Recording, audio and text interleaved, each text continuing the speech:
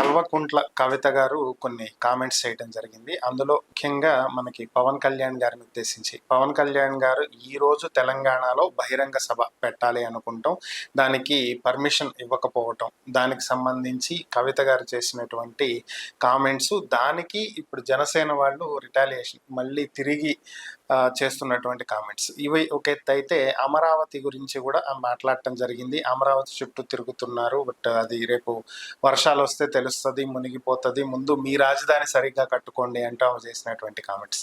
వీటి మీద మనతో విశ్లేషించడానికి వైఎస్ఆర్ కాంగ్రెస్ పార్టీ నాయకురాలు, ఎక్స్ ఐడిసి చైర్మన్ పుణ్యశీల్ గారు మనతో ఉన్నారు. ఆమెతో మాట్లాడదాం. నమస్తే పుణ్యశీల్ గారు. నమస్తే సార్. మేడం, కవిత గారు పవన్ కళ్యాణ్ గారిని ఉద్దేశించి కొన్ని కీలకమైన వ్యాఖ్యలు చేయడం జరిగింది. ముందు లెఫ్టిస్ట్ భావజాలంతో వచ్చారు, కమ్యూనిస్టులతో కలిశారు, చెగోవేరా ఆదర్శం అన్నారు. ఇప్పుడు రైటిస్ట్ భావజాలంతో హిందూయిజం అంటూ మరొక రూపు తీసుకున్నారు. పార్టీ పెట్టినాళ్ళు అవుతుంది, ఏం సాధించారు, మీరు ఒక నాయకుడే కాదు, ఒక లీడర్ కాదు అంటూ ఆమె కొన్ని కీలక వ్యాఖ్యలు చేయడం జరిగింది. మరి వీటిని ఎలా చూడాలి? వీటితో పాటు అమరావతి మీద కవిత గారు చేసినటువంటి వ్యాఖ్యలు ఎలా నెక్స్ట్ మనం ఇక్కడ ప్రభావం చూపించబోతున్నాయి? సార్, ఆవిడ మాటల్లో నాకైతే తప్పేమీ కనిపించలేదు సార్. ఎందుకంటే ఆంధ్ర రాష్ట్ర ప్రజలు 14 ఏళ్ళైంది పాపం పవన్ కళ్యాణ్ పార్టీ పెట్టి. ఆంధ్ర రాష్ట్ర భావన ఎలాగో లేదు, కుల భావనన్నా తెచ్చుకొని నన్ను గెలిపించండి అని కాపుల దగ్గరకెళ్ళి పాపం ఆయన ఏడిస్తే, ప్రజలు కూడా పోన్లే పాపమని పాపం ఎన్ని తిప్పలు పడితే కూటమితో కలిసి వచ్చాడో పాపం బిడ్డ, ఒక్కసారన్నా అవకాశం ఇద్దాంలే, ఏం చేసేస్తాడో నేను ప్రశ్నించే గొంతుకను మరి తననైనా సరే తప్పు చేస్తే కాలర్ పట్టుకుని నిలదీయండి అని మాట్లాడుతున్నాడు. ఎంత సిన్సియరో, ఎంత నిజాయితీపరుడో, ఆంధ్ర రాష్ట్ర ప్రజలకి ఎంత మేలు చేసేస్తాడో పాపం బిడ్డ అని చెప్పని. అంటే కొన్ని కొన్ని దశాబ్దాలు గడిచిన తర్వాత ప్రజలు కూడా కొత్తదనం కోరుకోవటం అనేది ఎక్కడైనా సరే జరిగేటటువంటి చాలా సహజమైనటువంటి ప్రక్రియ సార్. ఆ ప్రక్రియలో భాగంగా పవన్ కళ్యాణ్ గారు మరి అట్టర్లీ ఫెయిల్యూర్ అన్నమాట. Utterly failure. ఎందుకంటే మీ ముందుకొస్తే మీ మాట, నా ముందుకొస్తే నా మాట, ఎక్కడికెళ్తే అక్కడ పుట్టాను, లేకపోతే ఎక్కడికెళ్తే అదే రాజధాని, ఇలా పిచ్చి పిచ్చి మాటలు, పిచ్చి పిచ్చి వ్యవహారాలు చేయడంతో మరి ఉన్నవి లేనట్టు, లేనివి ఉన్నట్టు, అసలు జస్ట్ లైక్ చంద్రబాబు నాయుడు. అందుకే మా నాయకుడు దత్తపుత్రుడు అని కూడా ఆయన్ని సంబోధిస్తూ ఉంటారు. మరి ఆ మాటని నిజం చేస్తూ, ఉన్నవి లేనట్టుగా, లేనివి ఉన్నట్టుగా, అందులోనూ ప్రత్యేకంగా ఎలక్షన్ అయిపోయిన తర్వాత, ఎలక్షన్‌కి ముందు ప్రశ్నించే గొంతుకగా ఉన్నటువంటి మరి పవన్ కళ్యాణ్ గారు ఎలక్షన్ అయిపోయిన తర్వాత మౌనం వహించే గొంతుకగా మారిపోయారు. సో, అందువల్ల మరి ఈ ఆంధ్ర రాష్ట్ర ప్రజలే ఆయన్ని ఏంటబ్బా! అసలు మనం ఎటువంటి వ్యక్తి అనుకుని ఓట్లేసాం, ఈయనేంటి ఎట్టున్నాడు, ఆంధ్ర రాష్ట్రంలో ఇన్ని అరాచకాలు జరుగుతున్నా, ఇన్ని అక్రమాలు జరుగుతున్నా, మరి భగవంతుడి విషయంలో జరుగుతున్నా, మహిళల విషయంలో జరుగుతున్నా, ఉద్యోగస్తుల విషయంలో జరుగుతున్నా, రైతుల విషయంలో జరుగుతున్నా, ఎవరి విషయంలో అన్యాయం జరుగుతున్నా ఒక్క మాట మాట్లాడకుండా, మాట్లాడిన వాడిని తిడుతూ, మాట్లాడేటటువంటి వ్యక్తులు విలువ కలిగిన జస్ట్ లైక్ ప్రొఫెసర్ నాగేశ్వరరావు గారు లాంటి వాళ్ళనైనా సరే తొక్కదీస్తాం, తోలు తీస్తాం అంటూ, లేదా వాళ్ళకి వైసీపీ కండువాలు కప్పేస్తూ, సోషల్ మీడియాలో అడ్డమైన బూతు మాటలు మాట్లాడుతూ, ఒక పద్ధతి పాడు లేని మరి కోతికి కొబ్బరికాయ ఇస్తారు చూడండి సార్, ఆ టైపులో పవన్ కళ్యాణ్ గారికి ఈ తప ఆయనకి ఎమ్మెల్యే సీట్ అనేది రావటం జరిగింది. మరి ఆ లెక్కలో ఆంధ్ర రాష్ట్రాన్ని కూడా ఆయన పట్టించుకోకుండా తిరిగేటటువంటి విధానంలో ఆంధ్ర రాష్ట్ర ప్రజలే పాపం తలబాదుకుంటుంటే, ఈయన తెలంగాణ వెళ్ళి ఏం చేస్తారండి? కోర్స్ ఉమ్మడి రాష్ట్రంగా ఉన్నప్పుడే ఈయన పార్టీ అక్కడ రిజిస్ట్రేషన్ జరిగి ఉంటే ఉండుండొచ్చు గాక. మరి మొన్న ఎలక్షన్స్‌లో జనసేనకి సున్నాలొచ్చినాయి సార్. పెద్ద సున్నాలొచ్చినాయి తెలంగాణలో. ఏం చేద్దామని అసలు? ఇప్పుడు కవితమ్మ ప్రశ్నించారు, వేలెత్తి చూపించారు. ఆవిడ వేలెత్తి చూపించారు, వెక్కిరించలేదు. ఆవిడ మాటలు ఏమన్నారంటే, మీ రాష్ట్రంలో మీ ముఖ్యమంత్రి గారి సీటు కింద రేపు రాబోయే వర్షాకాలంలో వర్షం పడకుండా, సీటు కిందకి నీళ్లు రాకుండా చూసుకోండి. మా గురించి మీరేం మాట్లాడతారు అని అంటమే ఆవిడన్నారు. అది తప్పేం కాదు కదా సార్. ఆవిడన్నమాట వాస్తవమే కదా. ఆయన 14-19లో అది టెంపరరీ సచివాలయం అని చెప్పినటువంటి కట్టినటువంటి ఇదిలో వందల కోట్లు దానికి పోసారే గాని, ఒక స్టాండర్డ్స్ అనేవి దానికి లేవు. సో, ఒక పెద్ద వర్షం వచ్చిందంటే, ఇప్పుడు ప్రస్తుతం అమరావతి అని డప్పు కొట్టుకుంటున్నటువంటి ప్లేస్‌లోనేమో మనం రెగ్యులర్‌గా చెప్పుకుంటూనే ఉంటాం. నీళ్ళ ఎత్తిపోతల పథకాలునును, చెట్లు నరుక్కునే పథకాలు అక్కడ జరుగుతా ఉంటాయి రెగ్యులర్‌గా. వేసవికాలం వస్తే చెట్లు నరుగుతాం. వానాకాలం వస్తే నీళ్ళెత్తి పోసుకుంటాం. ఇది మనకి కామన్ అయిపోయింది. ఇది పైగా అమరావతి అనేది నిరంతర ప్రక్రియ అని జెప్తున్నాడు చంద్రబాబు నాయుడు గారు. దానికింకా స్టాప్ అనేది ఎక్కడ? దానికి ముగింపనేదెక్కడ? మరి దానివల్ల ఫలాలు పొందడం ఎప్పుడు? ఈ ఆంధ్ర రాష్ట్ర ప్రజలు. సో, కవిత గారు ఆవిడ మరి చాలా నిక్కచ్చిగా, కరెక్ట్‌గా మాట్లాడారు. ఆవిడని మాట్లాడడానికి వీళ్ళు సరిపోరేమో అనేది నా నా అభిప్రాయం సార్. వాళ్ళ సైనికులు మాట్లాడే మాటలు సరిపోవని నేను అనుకుంటున్నాను. ఎందుకంటే ఆవిడ ఆల్రెడీ ప్రూవ్ చేసుకున్నటువంటి లీడరు. తెలంగాణ కోసం ప్రాణం పెట్టి నిలబడినటువంటి వ్యక్తి కూతురు. వెల్ ఎడ్యుకేటెడు, అద్భుతమైనటువంటి వక్త. మరి తన్ని తానేదో నిరూపించుకోవాలని చెప్పని వాళ్ళ ఇంట్లో వాళ్ళతో సైతం ఆమె ఫైట్ చేసి మరి ప్రజల్లోకొచ్చి పార్టీ పెట్టుకొని తన్ని తాను నిరూపించుకోవాలనే ప్రయత్నం అయితే చేస్తోంది. అవన్నీ ఆ పర్సనల్ థింగ్స్ అన్నీ పక్కన పెట్టేస్తే, తనైతే ఒక మంచి గట్స్ ఉన్నటువంటి నాయకురాలు. ఇదైతే మాత్రం వాస్తవం. ఆమెకున్నటువంటి అవగాహన, ఆమెకున్నటువంటి సమస్యల మీద ఆహ్, ఆ ఇంటెన్షను, ఆ ప్రెజెంటేషన్ చేసేటటువంటి విధానము, దాని మీద మరి భవిష్యత్తులో తను గనక రాగలిగే అవకాశం భగవంతుడు ఎప్పుడైనా ఇవ్వగలిగితే అధికారంలోకి, మరి ఖచ్చితంగా ఆ సమస్యని ఏ రకంగా సాల్వ్ చేసి చూపించగలను అనేటటువంటి ఆలోచన శైలి కూడా మరి కల్వకంట్ల కవితమ్మ గారికుంది. మరి అటువంటి వ్యక్తితో ఎలా ఇది చేస్తారు?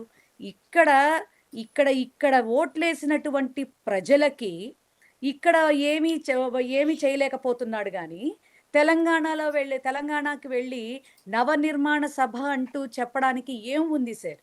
ఇప్పుడు నిన్నగాక మొన్న జనసేన మీటింగులని చెప్పని వాళ్ళేమో ఆవిర్భావ సభలనుకుంటూ వాళ్ళు మహానాళ్ళని చెప్పని వాళ్ళు పెట్టుకుంటే, ఈయనేదో చిన్నపాటి మీటింగులు జనసేన తరపున ఈయన పెట్టుకున్నాడు.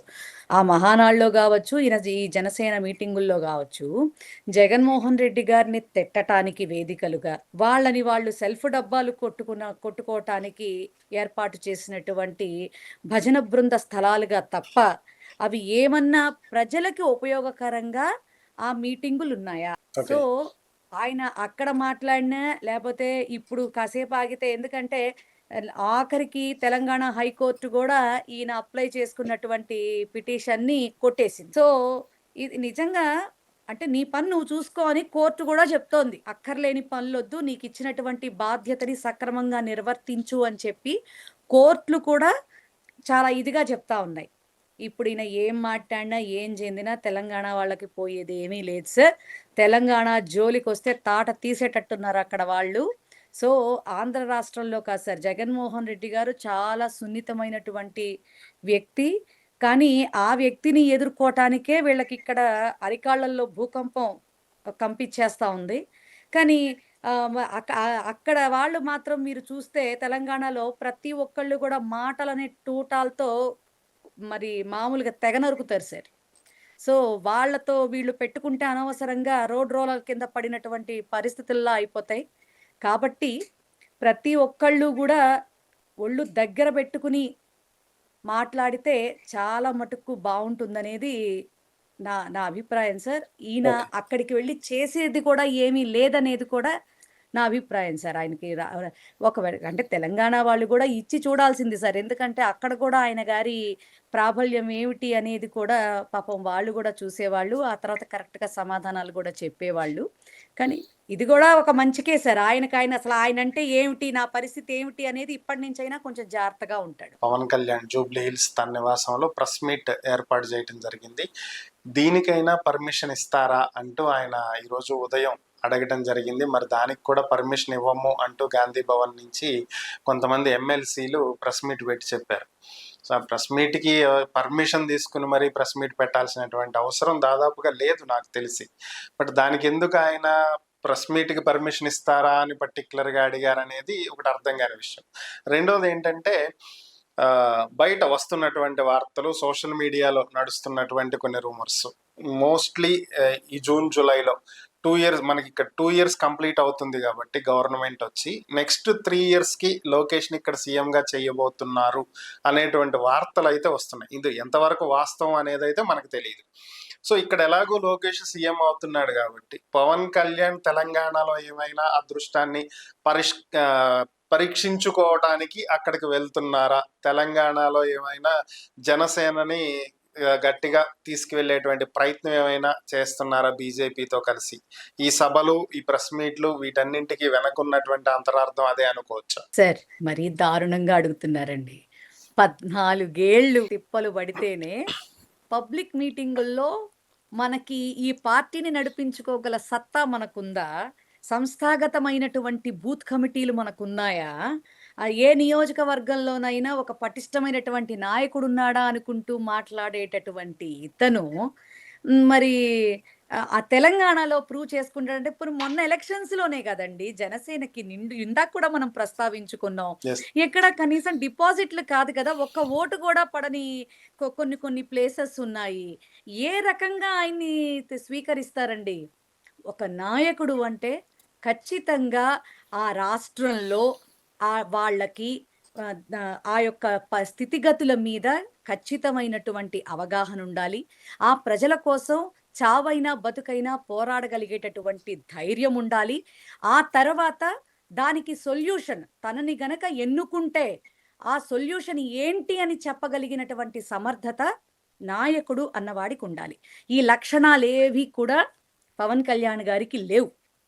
కాబట్టి మరి ఇక్కడ చంద్రబాబు నాయుడు గారు ఓట్లేసిన ప్రజల్ని, పిల్లనిచ్చిన మావనే వెన్నుపోటు పొడుస్తాడు ఎప్పుడు గూడా.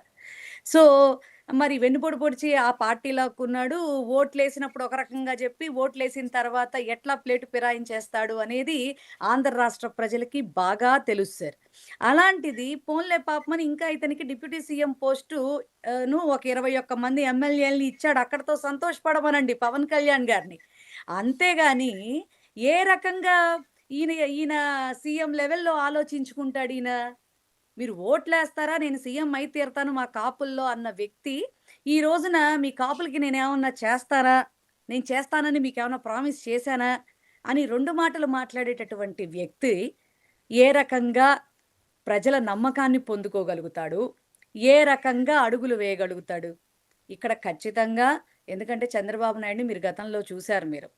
ఇక ఆయన వయసు కూడా అయిపోవచ్చింది.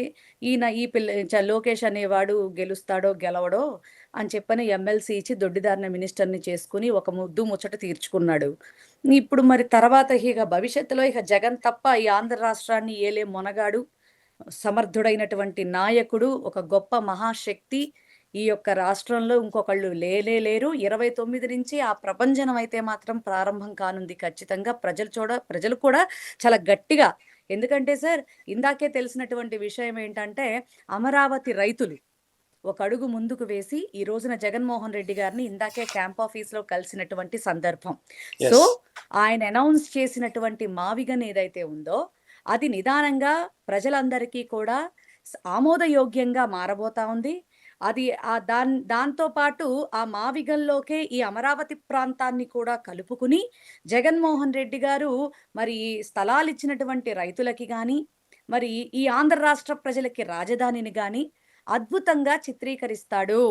ఖచ్చితంగా జగన్మోహన్ రెడ్డి చెయ్యగలడు, చేయగల సమర్థుడు అని చెప్పని నమ్ముతున్నటువంటి వేళ మరి సీఎంని చేసేసుకుంటే ఆ ముద్దు ముచ్చట కూడా ఈ టర్మ్‌లో తీర్చేసుకుంటే లోకేష్ బాబుని ఇక ఆయన ఉన్నా లేకపోయినా ఇక ముందు ఇదిలో ఏం జరిగినా, ఏం జరగకపోయినా గూడా మరి ఈ టర్మ్‌లో ఆయన్నే చేసుకోవాలనేది వాళ్ళ ఇంటెన్షన్. పవన్ కళ్యాణ్ గారికి అక్కడ నో ఛాన్స్ సార్ అక్కడ ఖచ్చితంగా.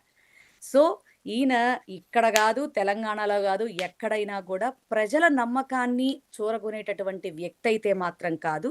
సో, అందువల్ల ఆయన ఏ సభలు పెట్టినా, ఎక్కడ ఏం మాట్లాడినా ఇక మీదటైతే ప్రజలు నమ్మే పరిస్థితుల్లో అయితే మాత్రం లేరు.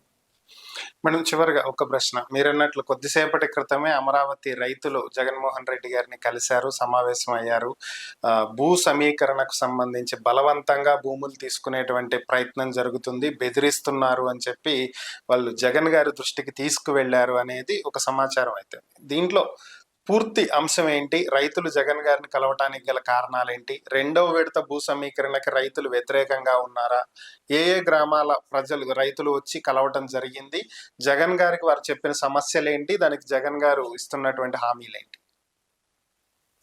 సార్, అమరావతికి సంబంధించినటువంటి ఆ చుట్టుపక్కల ప్రాంతాల్లో ఉన్నటువంటి ప్రధానమైనటువంటి రైతులు ఈ రోజున కలవటం జరిగింది సార్.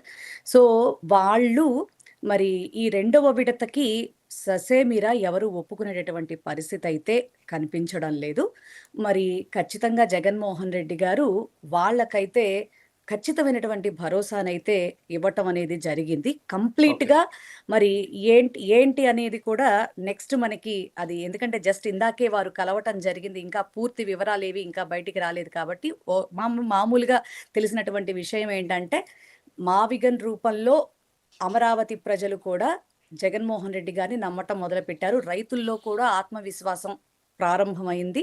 ఆంధ్ర రాష్ట్ర ప్రజల భవిష్యత్తుతో పాటు అమరావతి రైతుల భవిష్యత్తుకు కూడా జగన్మోహన్ రెడ్డి ఖచ్చితంగా గ్యారంటీ ఇవ్వగలరు అన్న నమ్మకంతోనే మొదటి అడుగ్గా అమరావతి రైతులు మరి ఇప్పుడు కలవటం జరిగింది సార్. ఖచ్చితంగా మొదట చుట్టుపక్కల దగ్గరలో ఉన్న ప్రాంతాల వాళ్ళొచ్చి కలవటం జరిగింది. ఆ 29 గ్రామాల్లో మిగిలిన వాళ్ళు కూడా ఇక వరుస పెట్టి ఆయన్ని కలవటం అయితే మాత్రం ఖచ్చితంగా జరుగుతుంది. ఆయన వాళ్ళందరికీ న్యాయం చేసేటటువంటి ఆలోచన అయితే చేస్తారు. ఒక చక్కని సమాధానంతో ఈ ఎలక్షన్స్‌లో మేము ఖచ్చితంగా రైతులకు అండగా ఉండి నిలబడబోతా ఉన్నాం సార్.